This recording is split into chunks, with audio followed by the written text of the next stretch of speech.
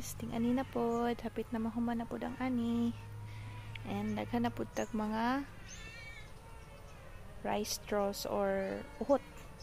So usually ginasunog siya no.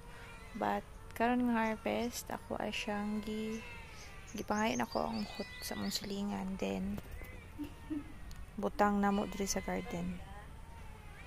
So kapo kani siya mahimong mulch kay mao ni siya kuan control sa weeds and makapagwapo sa yuta.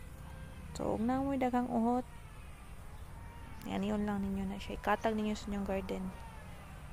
Pero amping lang jud na di jud mo magsunog kay pugha jud inyong garden harot. Okay, napabutangan po na ako dito sa pikas na side. Tara sila. Nagsuhol ako guys kay dili kaya sa akong powers.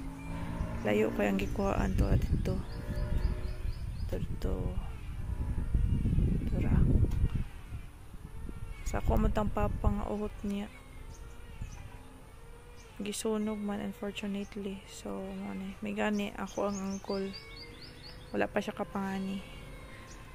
Ayan, dito. Nga side ng garden. Putangan po na mo.